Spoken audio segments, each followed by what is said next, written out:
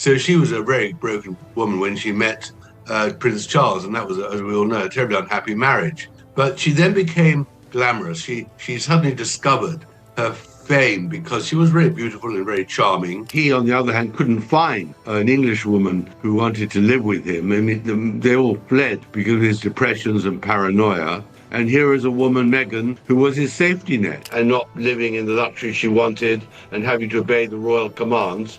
She stoked constantly that he should feel aggrieved and should feel unhappy. And I think that is, in the end, why he agreed that Meghan was not going to obey any rules. She had no intention of staying, and that she was going to be a huge problem. And that was reported, obviously, to the Queen and the rest. And they realized that this was a marriage which was not going to last in Britain. Meghan Markle has described her wedding to Prince Harry as a real-life fairy tale, a dream come true, and a love story for the ages. But years later, Tom Bower says there's another side to that unforgettable day. And some of the biggest questions about the royal wedding may have been hiding in plain sight. He is not there to pontificate endlessly and repeatedly about mental illness, of which he has no, other than his personal alleged traumas, he's discussed endlessly. Meghan doesn't talk anyway about substantial things. I mean, there isn't anything more she can say. And that's the whole point about this saga, that their existence is a threat to the British royal family because they can only survive by damaging the royal family and saying negative things. And so how does it end? What more damage can they do? What more can they threaten? How can they earn a living to support their very expensive lifestyle? That's the whole point. There's a car crash coming. But investigative author Tom Bower tells a very different story.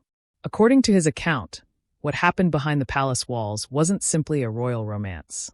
It was a series of carefully calculated decisions that changed everything. Although the future Duchess of Sussex, Meghan Markle, was initially welcomed into royal circles following the start of her relationship with Prince Harry, if he's right, the wedding millions watched may have looked very different from what was happening behind the scenes. They were globally, and they are globally known, but because of the way they behaved in the last 4 or 5 years, and as a price of betrayal, their reputation and their status and their fortunes are crumbling. Stay with us, because one of Tom Bower's most controversial claims is still ahead.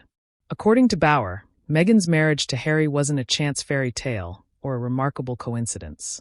He argues it unfolded through a series of deliberate step-by-step decisions. And the details behind that claim have sparked intense debate. Well, I think the Meghan Markle I know is on the good side, intelligent, resourceful, definitely resilient under fire, but on the other hand, intensely selfish, only self-opinionated, unable to see anything other than through her own lens, as she would say, appalling treatment of her father and her friends, old friends, a very conflicted personality. But worst of all for her is that she couldn't find huge fame and fortune on her own accomplishments. Her problem is she has very limited talent. According to Tom Bower, Meghan had been steadily building connections in wealthier and more influential social circles long before she met Prince Harry. In his view, her rise wasn't accidental. It was carefully pursued. That letting Harry and Meghan back into Britain to revalidate their royal status will only give them another boost to sell themselves, either in Australia or Canada or wherever, to make money out of their royal titles. And I think that'll be a disaster for the royal family. Bower also argues that Harry's arrival in her life wasn't just a lucky break. By that point, her marriage to Trevor Engelson was already coming to an end. After the divorce, Bower claims her focus shifted toward Harry. And from that moment on, she never looked back. So she'd have to have an escape route. She'd have to find a sort of a Silicon Valley or somehow aging billionaire that would want to take her on. I don't think she'd walk into the wilderness. I can't imagine any man finding happiness with Meghan Markle. I mean, I think it'll be pretty difficult. He used that this was the future Meghan had been working toward. And once Harry entered the picture, she wasn't willing to let the opportunity slip away. You're absolutely right. I mean, what I discovered was, of course, that she was hunting for a man in England from 2013 onwards, when her marriage had crashed and she couldn't find anyone in Canada at the time. And she wanted wealth and she wanted fame. And there's no doubt she targeted Harry and found someone who was a childhood friend of his who could introduce them. And then on the days before they met at their blind meeting in a club in London, she researched Harry very carefully. That's where his account takes another controversial turn. For years, Meghan said in interviews that she knew very little about the royal family before meeting Harry, presenting their relationship as something that unfolded naturally. But Bauer challenges that version of events, arguing there was far more knowledge and preparation than those interviews suggested. I mean, Harry, if you are what he was, the third and now the fifth in line to succession, and you're a member of the royal family, your ambition isn't clearly material. I mean, he had all the money he needed. He had all the fame he needed. He had the applause he needed. The point about Meghan is she was looking for fame. She was looking for applause. She was looking for international recognition. But Tom Bauer strongly disputes that account. He argues Meghan had done far more homework than she admitted before their first date. According to Bauer, she carefully researched Harry, learning as much as she could about the man she was about to meet. Psychological deep dive on Meghan Markle in regard to this timeline. Do you think that she wanted to get married quickly, A, because of her biological clock which was ticking, and B, because she wanted to close the deal, she wanted to bag this prince? Yes, I should have said before, not that I think the biological clock was the actual factor. I just think that's what she was telling him, and of course he bought it. But I actually think she was love-bombing him, completely love-bombing him, playing along with all their plans at the time, saying, of course I want to live in South Africa, because he really wants to live in South Africa at the time. She was playing along with that. According to Bauer, she researched what mattered most to Harry: his passion for Africa, his love of wildlife, and his commitment to charity. She researched Harry very carefully and knew exactly what buttons to press, that he would like Africa, was interested in animals, was interested in philanthropy. She's very tactile, she's very seductive, and she landed him on the first night, even on his own admission. He says, I realized on the first date she was the one. And of course that's because she's also a great, in that sense, an actress. She knew exactly how to play. He argues that she worked to understand exactly the kind of partner Harry was looking for, and then presented herself in a way he believes matched that image. If Bauer's account is accurate, he says this was anything but a coincidence. She was the best thing that Harry could have found. I think for him to have found Meghan who pandered to all his insecurities, to all his depressions and everything, was a wonderful release for him. And it would have been a marriage made in heaven if it had just been about the marriage. But of course, Meghan never intended to be a dutiful duchess opening hospitals in Shropshire. She always intended to go back to Hollywood and use her title to pursue her career. Bauer argues that she understood exactly how to connect with Harry and knew which parts of his personality would matter most. In his telling, the approach worked remarkably well. Harry reportedly said after their very first date that he knew she was the one. But that raises the question at the heart of Bauer's account. Was it simply love at first sight or, as he suggests, the result of a carefully crafted first impression? Even viewing houses in South Africa via a WhatsApp group, but actually had no intention of moving to South Africa with him and escaping the press and living a private life. What she always intended to do was go to California, but she had to play along with everything he wanted for a certain amount of time. And there's only so much time she can tolerate not getting her own way, playing the royal game. So I think she wanted to hurry it up for that reason, and also, of course, to close the deal. This is one of the most controversial parts of Tom Bauer's account. He argues that the distance between Harry and some of his closest friends didn't happen all at once. Instead, he says it developed gradually through a series of moments that slowly changed those relationships. Well, I think that's exactly what I was saying about they realized before they even got married that Harry had become a sort of grievance machine. He had literally turned and changed from being this charming, loving young prince into a person who constantly complained. And that was entirely... Bauer points to a 2017 shooting weekend at Sandringham where Meghan reportedly challenged some of Harry's friends over jokes she considered offensive, including comments involving sexism, feminism, and transgender issues. That she was as important as Kate, and that she was part of the family on the eve of her return to back to America. I mean, everything she did was completely motivated with one agenda, her own fame and importance. That's why she wanted to go to Balmoral. No one is saying people shouldn't speak up for what they believe, but Bauer argues the fallout from that weekend was significant. He notes that none of the friends from that gathering were invited to the evening wedding reception, raising questions about how those relationships had changed. This particular saga at Sandringham, which obviously was told by someone who was there, was a decisive moment. I mean, it's the moment where effectively she says to Harry that you've got to dump all your friends. And none of those people at his shooting weekend were then invited to the dinner after the wedding. I mean, that was the crunch, that she separated him from his hinterland. And of course, he does suffer now enormously. In Bauer's view, it marked a clear turning point. And he says the signs of growing tension had appeared even before Harry and Meghan's own wedding at other social events where their relationship was already attracting attention.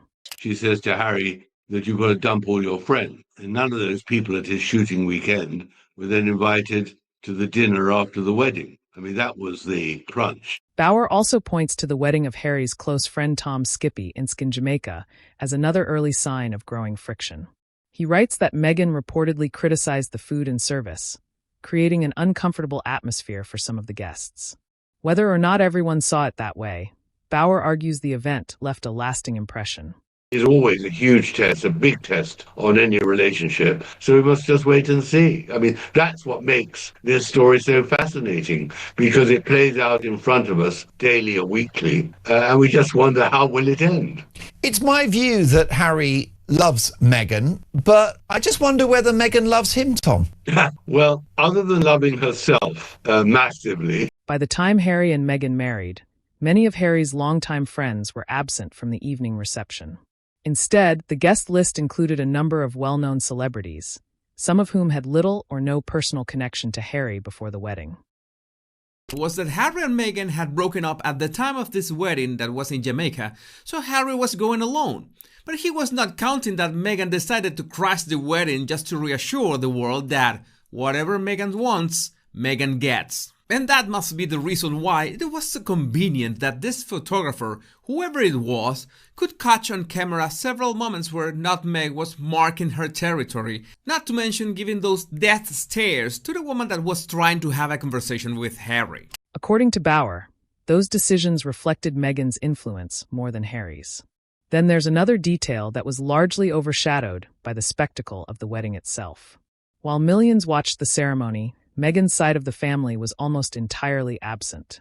Her father, Thomas Markle, did not attend after the widely reported staged paparazzi photos and the heart attack that followed, leaving him unable to be there on the day. The thing that happened when they went to Tommy Inskip's wedding in Jamaica, which was a great friend of Harry's, who in the end was banned from the dinner after their wedding. Yeah, well, I know at least 3 of the very good friends were apparently banned, all by Meghan. And then they saw all these celebrities filing in. Exactly. Who'd known her about 3 minutes. Yeah, if that.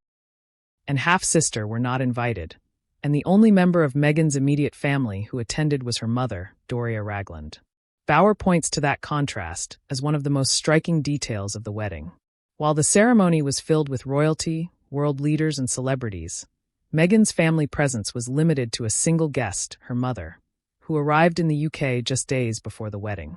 Which Meghan revealed is, and that I think is very surprising, that she hoped her father would not come to the wedding. This is months before the wedding actually took place. And we know the whole story about the father having the heart attack and at the last minute bailing out. But she deliberately announced she did not want her father to lead her down the aisle in St. George's Chapel months before it happened. So that shows you exactly how she manipulated the father to, in the end, selling his pictures to a paparazzi and giving interviews. She manipulated the hostility. Bauer also claims King Charles privately encouraged Meghan to travel to the United States and try to repair her relationship with her father before the wedding. According to Bauer, the hope was to calm the growing media storm before it overshadowed the ceremony. He says Meghan declined, citing concerns about security and privacy. No, why did Harry never go to meet Thomas? Why is that? Well, I think because Meghan didn't want him to meet a fat old man. I mean, Meghan was very worried. That's why she brought her mother across the wedding just 2 days before the ceremony. What do we know about her mum? Her mum's a mysterious figure. Very mysterious. The book tells it all. I mean, the mother really was a very odd woman, disappeared for 10 years effectively during her childhood. That's why Thomas had to bring her up. And in the end, what Thomas says is that it was Doria who really engineered the split between himself and Meghan because she wanted the fame and the glory. If Bauer's account is accurate, that decision disappointed some senior members of the royal family. Long before the vows were exchanged, the polished image of a modern united royal wedding was already beginning to show signs of strain. I'd say that she always thought that she'd prefer some sort of career, but when she saw how little money there was in being a royal and how much you had to work for it, in any case, she wanted to head back to California even before she got married. Yeah. So that was the end of that. In the months leading up to the wedding, Harry and Meghan were often compared with Princess Diana. From the public narrative surrounding their relationship to details like Meghan's wedding veil, many commentators drew parallels with Harry's late mother. Bauer argues that some members of the royal family were uncomfortable with those comparisons, believing they risked overshadowing Diana's legacy and creating unnecessary tension at a time that was meant to bring the family together. Herself and Harry and the father, and it quite shocked the royal family and the members of the establishment. There was no doubt in their mind before the marriage that it was not going to continue for long in Britain. So she was a very broken woman when she met Prince Charles, and that was, as we all know, a terribly unhappy marriage. But she then became glamorous. She suddenly... Princess Diana's legacy carried enormous weight within the royal family. Over many years, she earned worldwide admiration through her charitable work and her ability to connect with people from every walk of life. Bauer argues that the comparisons between Meghan and Diana came far too early and were misplaced. He goes even further, claiming Harry misunderstood his mother's legacy and made a serious mistake by encouraging those parallels. Whether readers agree or not, Bauer presents it as one of the biggest misjudgments leading up to the royal wedding. Discovered her fame because she was very beautiful and very charming, and she loved the attention. And she obviously spotted particular journalists who not only attracted her, but would do what she wanted. We said this would be one of the biggest claims in Bauer's account. And here's why. Behind the scenes, he says palace staff were under intense pressure. It wasn't simply because they were preparing a royal wedding. They had handled events of that scale before. According to Bauer, the challenge came from Meghan's management style. He writes that some staff felt overwhelmed by constant revisions, detailed instructions, and repeated last-minute changes. But the idea that she was Diana was always a fantasy, both of herself and of Harry. And Harry completely misunderstood his mother, who he obviously barely knew, and didn't realize what a manipulative and determined woman she was herself. So he completely misjudged the comparison between Meghan and his mother had amazing status. She looked beautiful. She had terrific poise. She worked very hard at being a royal. She was very empathetic with a lot of sick people, none of the things that Meghan would ever dream of doing. Bauer also claims some aides began limiting direct contact because routine conversations could quickly turn into long lists of new requests. In his telling, the strain became so intense that some staff eventually chose to leave. Well, yeah, I think that's the problem. But they play the Diana card, just as I would say that, unfortunately, in some way, Meghan plays the race card. It's always the victim, and the victim is always gets unquestioned sympathy without question. That's the way it plays at the moment in society. And Harry likes to portray Meghan as Diana, but they've got absolutely nothing in common at all, because Diana, for all her criticism of Charles, was always absolutely loyal to the Queen and completely loyal to the monarchy. And although obviously she thought about herself in terms of her life, she would never put herself above the monarchy, which of course was the downfall of Meghan in Britain, that she wanted to be number one. She didn't want to be part of a team.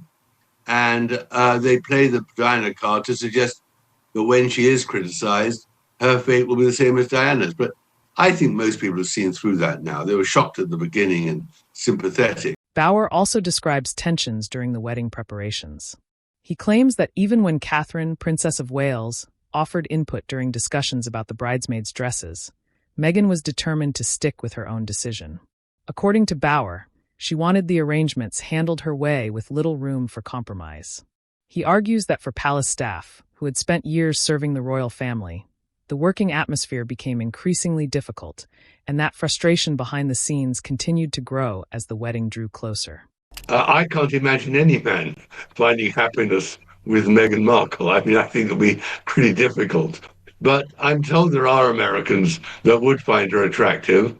She dresses up and looks terrific when she wants to. In private, she is an absolutely screaming woman, unable to control her emotions when she's criticized. Tom Bauer is especially direct on this point. He argues that the royal wedding was more than a celebration of love. In his view, it also became the launch of Meghan's public image on the world stage. Bauer claims every major detail was carefully considered, from the symbolism to the global television audience watching every moment. Whether readers agree with his conclusion or not, he presents the wedding as a defining turning point that was about far more than the ceremony itself. She's been really humiliated, whether it was in the Vanity Fair piece or in the Variety piece. I mean, you don't see her then. You never see Meghan looking down. You never see her defeated. You never get a hint of vulnerability. She disappears and only emerges all well dressed and all the rest of it when she can put a big smile on, or at least look serious and what she thinks to be glamorous. And I think to that extent, she's an extraordinary survivor. Bauer points to another moment he believes revealed Meghan's priorities. After the 2017 Vanity Fair cover story featuring the headline, "She's just wild about Harry," he claims she was disappointed with how the article was framed. According to Bauer, her frustration wasn't that the story was inaccurate, but that it centered more on her relationship with Harry than on her own work and public image. He argues that reaction offered an early glimpse into how she wanted to be seen on the world stage. That Meghan was crying about the fate of Charles and Kate. One more thinks that perhaps she thought, there are some blessings in the world as well. I mean, the point is that they were very late in sending any commiserations to Kate, and of course Harry's dash to London to see his father was all contrived as well. It didn't make much sense. Mm-hmm. So what actually happened inside the mansion in Montecito that day, I can't say from eyewitness accounts, but I don't believe that there was much sorrow. And when Kate then made her errors about the photograph, Bauer argues this was about more than simply shaping public attention. He claims Meghan wanted to control how the world saw her from the very beginning. And he points to the Vanity Fair cover as an early example. According to Bauer, she wasn't satisfied with the focus on her relationship with Harry because she wanted greater emphasis on her own work, values, and public identity. There's no mystery about her. She is just a hugely ambitious, grasping person. And I think that is, in the end, what brings her down, that there is nothing original about her. She's tried her hardest through Netflix and all the various podcasts to be able to borrow a very indicative individual furrow and prove herself unique, and has consistently failed to do that. And the reason why, I may just say why it's so fascinating, is because, of course, they are global characters, they're global celebrities, they've caused enormous damage to the royal family, and we're all fascinated how this is going to end. In his view, that desire to shape the narrative continued long after the interview. Then Bauer makes what may be his most controversial claim of all. He argues Meghan's ambitions extended far beyond marrying into the royal family. In interviews discussing his book, Bauer has claimed he believes Meghan wanted the same level of status, popularity, and influence enjoyed by Catherine, Princess of Wales. It's one of the strongest conclusions he draws, and one that has sparked significant debate. It just shows you what a child he is, a schoolboy, not realizing the damage he was inflicting on himself, the humiliation, the parody. What's really the most interesting, of course, is very often these celebrities have their autobiographies ghosted, and they never read it themselves. And what's remarkable is he never thought to himself, is this odd? Am I doing the right thing? The only thing he's fixated on is always the arguments. But Bauer argues there was a bigger question. Harry was never first in line to the throne, so he was never expected to become king. If that's true, then what did Meghan see as the long-term opportunity? Bauer believes the answer can be found in the wedding guest list.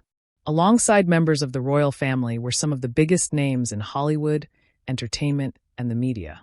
At the time, many saw it as a natural mix of royal tradition and celebrity culture. Bauer sees it differently. He argues those guests weren't simply there to celebrate the wedding. They also represented valuable connections. In his view, the relationships formed around that period later helped open doors to major media projects, including high-profile streaming and publishing deals. While Meghan and Harry were still globally recognized by their royal titles.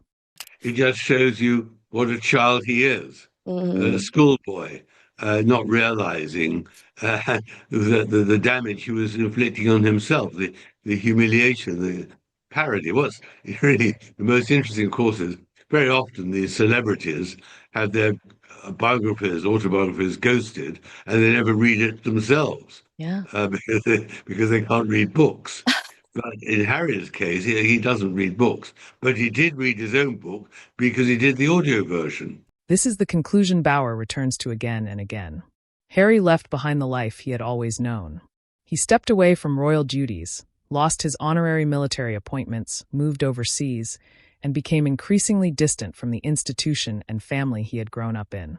Bauer argues those decisions came at an enormous personal cost, and he believes the events surrounding the royal wedding marked the beginning of that dramatic turning point.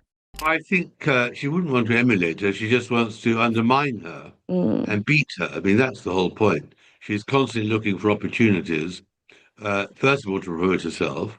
Secondly, to say that she would be a better future queen. And thirdly, to make sure whenever Kate and William do anything, she sort of balances it with something that she's done, knowing she will squash the British royal family's initiative and hopefully put herself on top. I mean, this is really where it's all really quite ugly and quite nasty, and it's all part of the betrayal. And Bauer's final conclusion is his harshest yet. He argues that Meghan's decisions have consistently been driven by what best serves her own interests. As evidence, he points to the end of her marriage to Trevor Engelson and her fractured relationship with her father, claiming those relationships ended when they no longer fit the direction he believes she wanted her life to take. Whether readers agree with that assessment or not, it's the central argument Bauer makes and the one that has generated the most debate. One of the many revelations in the book, I mean, the jam, which was meant to be strawberries picked in her garden and then lovingly turned into jam on the hob in her kitchen with Lilibet looking on, in fact is a spread manufactured in Ohio, Illinois, and put into a rather attractive jar. We tracked the jar makers down too, and they sold very few of the jars to the Illinois bottling plant and manufacturing. So of course not. That is why Netflix have finally admitted or revealed this week that they are ending their relationship with her, which I predicted in my book. I mean, the book just shows exactly how Meghan's commercial ambitions failed right at the very beginning. Bauer argues the same pattern continued over the years. He claims Meghan moved on from relationships that no longer benefited her and goes on to make one of the most speculative claims in his book. In Bauer's view, if someone with greater influence, wealth, or opportunity had entered the picture, Harry himself could eventually have been left behind. It's a conclusion based on Bauer's interpretation, not an established fact, but it underscores the central argument running through his account. Harry gave up the life he had always known. And Bauer believes Meghan saw him not simply as a husband, but as the opportunity that opened the door to a much bigger stage.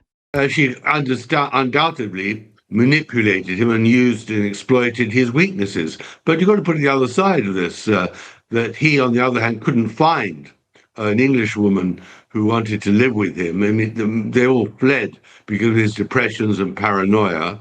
And here is a woman, Meghan, who was his safety net and provided what he thought would be the mollycoddling and the love and security he was desperately looking for. And so it seemed at the beginning. But of course, since then, we've seen how she has completely exploited her position and become a global star at the expense of the royal family of Britain. I mean, that is everything that matters She's a creature of Hollywood. She knows that celebrity images is what earns the money, and that's what she must protect. That's always been the view of many people, that she will dump him when he is no longer much use.